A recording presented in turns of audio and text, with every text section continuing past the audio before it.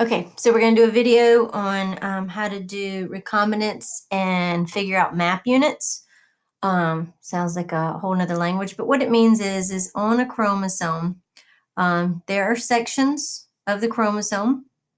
They're called genes, and the genes code for proteins, and the genes are interspaced throughout the chromosome.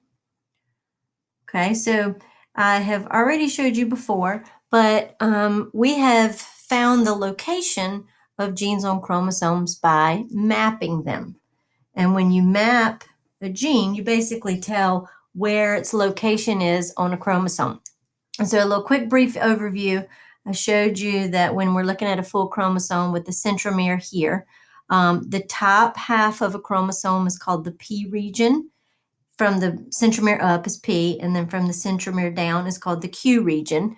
So if you are locating a gene on a chromosome, you can tell me if it's in the P or the Q region. And so the location of a gene will have the chromosome number, we'll say like chromosome 7, P 22.9, and that is the distance from the centromere to the tip of the chromosome. So map units tell us how, mapping tells us where genes are on a chromosome, but map units tell us how far apart, so how far, apart genes are from each other.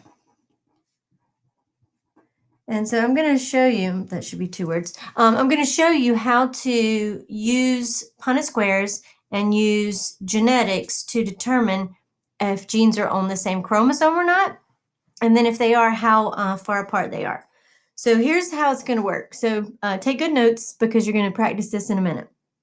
So the way you, as a scientist, would determine if genes are linked, okay, so we'll call linked genes. Okay, and those are on the same chromosome. They do an experiment, okay, and so we're going to take a fly. So we have this fly, and we're going to mate him with her, okay? And the mating is going to be very specific. So the one fly would be heterozygous for our 2 traits, okay? So we'll call big A red eyes, and we'll call little a white eyes.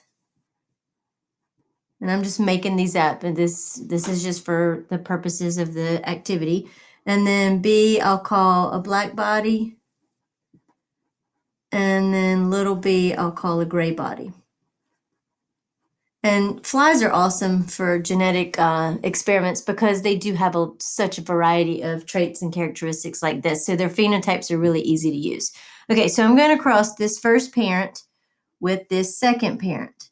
So when you are trying to determine how close genes are on a chromosome, you always take the heterozygote and cross it with the homozygous recessive. So in this situation, parent number 1 would have red eyes and a black body. And then we would cross it with a recessive, and so that's going to be white eyes with a gray body. All right, this is where I'm seeing some of you are missing the concept. When I ask you to do this later on, you have to know, no matter what the traits are, I want you to take a heterozygous individual and cross them with the homozygous individual.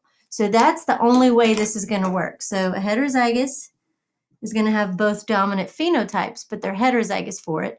And then homozygous recessive will only have recessive alleles. Okay, so you are expected to know that, so you need to pay attention to that part of it. When you cross these, if you do the Punnett square, this parent can give a big A and a big B, a big A, a little A, big B, or a little a and a little b.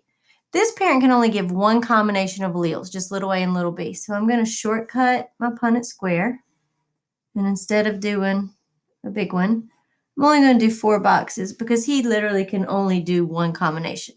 So this box would be big A, big B, little b. big A, little b, little b, little a, big B, little b, and then little a, little b, little b. Okay, and so you should expect to get a fourth of every physical characteristic. So let's look at the phenotypes that would come from this. So that's going to be red eyes and black body. So I'll do red and black. This one's going to be red eyes, but a gray body. So red and gray. This one is now going to have white eyes and a black body. And this one's going to have the two recessive traits, white and gray. All right, so that is what is expected, because remember, our Punnett square is not reality, it's perfect world. So there's our expected. Now I'm just going to make up some numbers because we're going to pretend like we actually really crossed these two and they laid a bunch of eggs. And don't freak out, but this is how many eggs they laid. So 965 offspring were red eyes with a black body. 944 were white with the gray body. And then 206 had this phenotype, and 185 had this phenotype. Okay, so making up numbers, but I'm making them up for a very specific reason. So I want you to write those numbers down. And then what I want you to do is I want you to calculate how many total baby flies. So this is the actual numbers I got.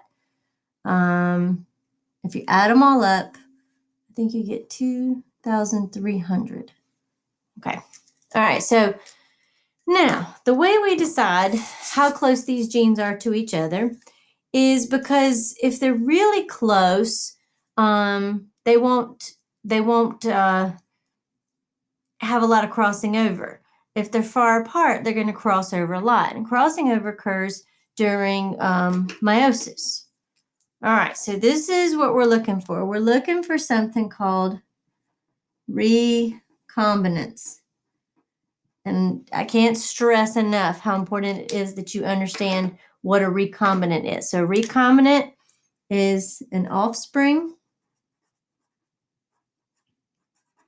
that does not look, so that's your phenotype, like one of the parents. All right, so in this cross, one of the parents had red eyes and a black body. So that these are not recombinants because they have red eyes and a black body. The other parent had white eyes and a gray body. So that makes these not recombinants because they look just like that parent. But this guy and these guys and these guys are our recombinants. They don't physically look exactly like the two parents. So this is how we calculate.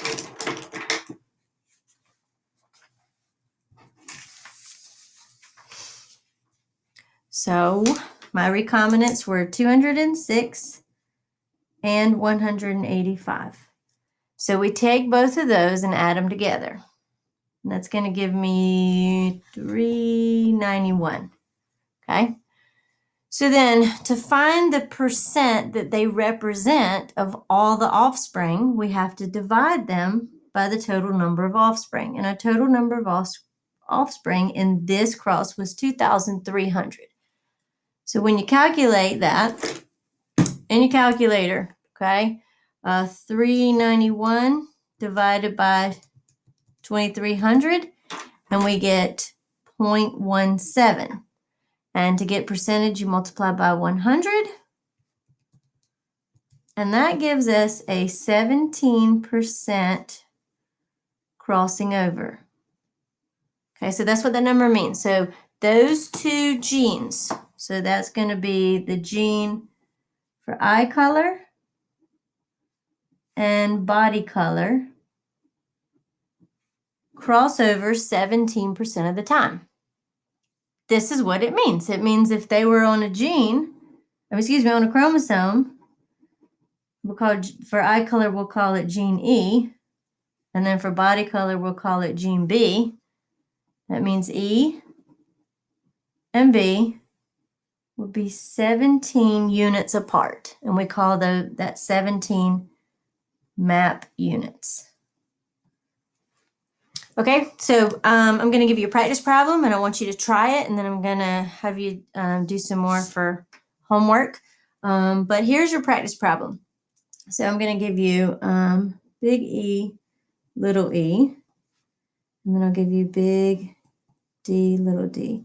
So I'll do red hair, and I'll do blonde hair, and I'll do solid, and I'll do stripes. Okay, so I'm just making stuff up. Now, the first thing you should do is pause the video and show me how you would set up your test cross, and then turn it back on and see if yours matches mine. Okay, so this should be what your parents would look like. So you're going to cross a heterozygous times a homozygous recessive. So this parent would have red hair and solid fur, and then this one would have blonde fur with stripes. Okay, and then when you cross them, you expect to get a fourth of all combinations. So I'm going to say you get 297 red solid. You get 322, whoops, not red, blonde stripes. You get 98 red stripes, and you get 105 blonde solid, no, red solid, blonde stripes, red stripes, blonde. Goodness gracious, Miss Frake, hold on. Red and solid, and then blonde with stripes. And then we have red with stripes, and we have solid with blonde. My goodness. Okay, so there are 4 different phenotypes, and those are our offspring. So what I want you to do is I want you to try and do the math the way I showed you how to do the other one, and then stop the video and then come back and look and see if you have the right answer. Okay, so red solid looks like this parent, and blonde stripes looks like this parent. So these are our recombinants. All right, so we have to add up and find our total. So we add 297 plus 322 plus 98 plus 105. So our recombs are going to be out of 822. So 98 plus 105, we get 203 out of 822. Okay, so we're going to take that, we're going to divide it, and we're going to multiply it by 100.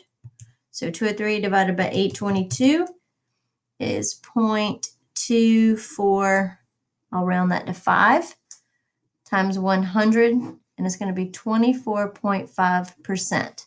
So that means that in this scenario, the trait for the fur color and whether they have stripes or solid are 24.5 map units away from each other. All right, so the last thing I'll give you is a third scenario, so you have to be very aware of this. All right, so we'll go big A, big B, little b. I'll do tall, short, and I'll have big wings and small wings. Okay, so we're going to do the same thing. And if you want to pause and do it yourself in just a second, and I'll give you the numbers, and then you can come back and see if you have it right. All right, so parents should be big A, big B, little b, times little a, little b, little b. So first parent will be tall with big wings, and the second parent will be short with small wings. Okay, so when you do your test cross, you expect big A, big B, little b, and times that, and you're going to get a fourth, a fourth, a fourth, and a fourth. I don't think I need to do the test cross for you. I think you can figure it out. So we're going to say tall with big wings. It's going to be 322. We're going to say short with small wings is going to be 309. We're going to say tall with small wings is going to be 275. And then we're going to say short with big wings is going to be 212. All right, so see if you can do the calculations and come back and check. All right, so for this cross, you got to add up your total. You get 322 plus 309 plus 275 plus 212. All right, so that's a total of 1,118 organisms that were counted. We got to figure out our recombinants. All right, so this one looks like one parent and that one looks like the other parent. So here are my recombinants. So my recombinants are 275 plus 212, and that's going to be divided by the total. All right, so 275 plus 212 equals 487 out of 118, or excuse me, 1,118. Okay, so this equals 43, or 0.43, we'll say 6 times 100 is 43.6% crossing over. All right, so those are pretty far apart. Our first one that we did was only 17 map units apart. The second one was 24.5 map units apart. This one is 43.6. All right, I want to point this out. If you get a recombination frequency, which is what we're calculating, greater than 50%, assume the genes are on different chromosomes. Okay, and so when you see that, so these are still on the same chromosome, they're just pretty far away, so they would be on the tip end. So if I said A to B, let's see, A to B had a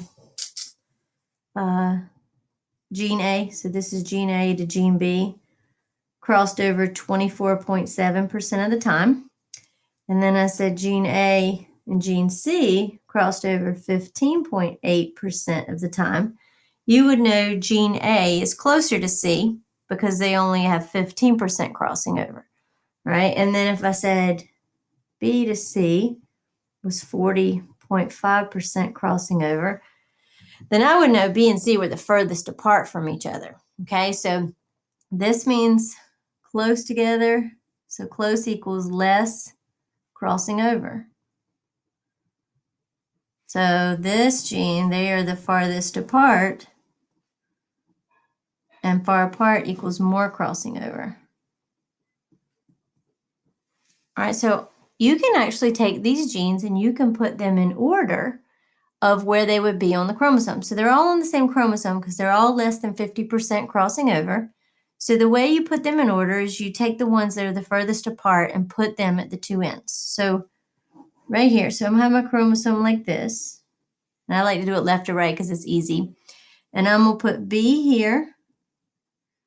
And I'm going to put C here. So those are the genes on the chromosome. And I'm going to mark that they are 40.5 units apart. So that's kind of like if you were doing, I don't know, feet, okay? Then A and C are close together, and then A and B are a little bit further apart. So A is going to be closer to C. So A will be right here. So A to C would be 15.8 because she's close to C, but she's a little bit further from B. And hopefully that math works out. That'd be 24.7. So 15.8 plus 24.7 should equal 40.5. And this is how you sequence the genes, and you can tell where they are on a chromosome. You could have also drawn this one in the other direction. You could have put C down here, B down here, put A this way. So you just flip the chromosome over. So that's 15.8. That's 24.7. And then here you have 40.5. Okay, so that's gene mapping. All right, so I'm going to give you one little quick opportunity, see if you can map these genes. And then I'm going to give you a little assignment. So we have gene D. So here are our genes. So we have gene D, R, X, and Z. Okay, so we're going to say D is for eye color for the fly. R is for wing size. We'll say X is for body color. And then we'll say Z is for antenna. Oops. All right, so these are 4 genes, and I'm going to tell you that they're on the same chromosome. And I want you to see if you can tell me where they are, put them in order. So X to D, they cross over 45% of the time. X to R crosses over 15% of the time. R to D crosses over 30% of the time. X to Z crosses over 40% of the time. And then R to Z crosses over 25% of the time. All right, so that's a lot of information. So the best thing you can do is start with the largest one, because that means they are the farthest apart. So I'm going to draw my chromosome, and I'm going to put X here, and I'm going to put D here. So their map units are 45 units apart. All right, so then let's see, the closest one is X to R. Okay, so I'll put that one in my brain and then think about that one, because that's 15 map units. And then R to D is 30. Well, that works out nicely because 15 and 30 add up to 45. So I'm going to put R right here, and I'll draw that that's 15 map units. And then, so I got that one taken care of and that one. And then R to D is 30. So they're going to be here. And that works. X to Z is 40, but R to Z is 25. So that means it's closer to R than it is to X. And then, let's see. R to Z, 25.